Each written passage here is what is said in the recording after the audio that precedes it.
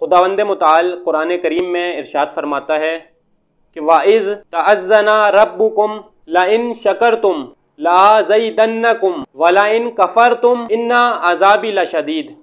کہ اور اس کو یاد رکھو کہ جب تمہارے پروردگار نے یہ اعلان فرمایا کہ اگر تم لوگ شکر بجا لاؤ گے تو حتماً نعمتوں میں مزید اضافہ کر دوں گا، اور اگر کفران نعمت کیا تو میرا عذاب بھی بہت شدید ہے۔ قرآن مجید ہمیں نعمتوں میں اضافے کا جو ایک فارمولہ بتا رہا ہے، جو وظیفہ بتا رہا ہے، وہ شکر نعمت پروردگار ہے۔ شکر نعمت ہی کثرت نعمت کا موجب بنتا ہے۔ عزیزان محترم، شکر نعمت 3 طرح سے کیا جانا چاہیے۔ پہلا، شکر قلبی، یعنی یہ کہ انسان اس بات پر ایمان اور اعتقاد رکھتا ہو کہ تمام نعمتیں پروردگار کی طرف سے ہیں۔ اور دوسرا، شکر لسانی، زبان سے شکر،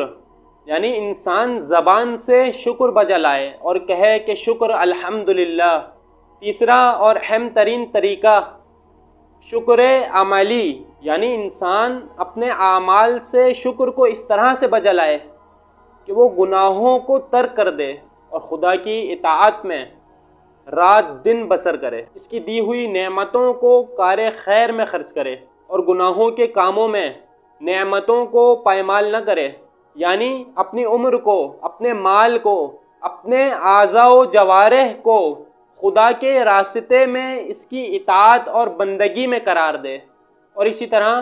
کفران نعمت سے بھی بچنا چاہیے کہ اس کی سزا بہت سخت ہے۔ امام صادق علیہ السلام سے روایت ہے کہ شکر نعمت یہ ہے کہ انسان گناہ سے دوری اختیار کرے،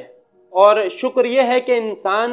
نعمت کو خدا کی طرف سے دیا ہوا سمجھے، نہ کہ اپنی چالاکی، اپنے علم، اپنے تجربے کی بنیاد پہ سمجھے کہ اس کو میں نے اپنے تجربے کی بنیاد پہ حاصل کیا ہے، اور ہر وہ چیز جو خدا نے عطا فرمائی ہے اس پر شکر گزار رہے اور نعمت کو معصیت کی راہ میں خرچ نہ کرے بلکہ اسے خدا کی راہ میں خرچ کر دے۔ اللہ تعالی ہم سب کو اپنی لاتعداد نعمتوں کا، جن کا ہم شمار بھی نہیں کر سکتے، اس کا شکر بجا لانے کی توفیق عطا فرمائے، اور ہم سب کو ناشکری سے محفوظ فرمائے، اور اپنی سب سے بڑی نعمت امام برحق، امام زمانہ کے ظہور میں تعجیل فرمائے۔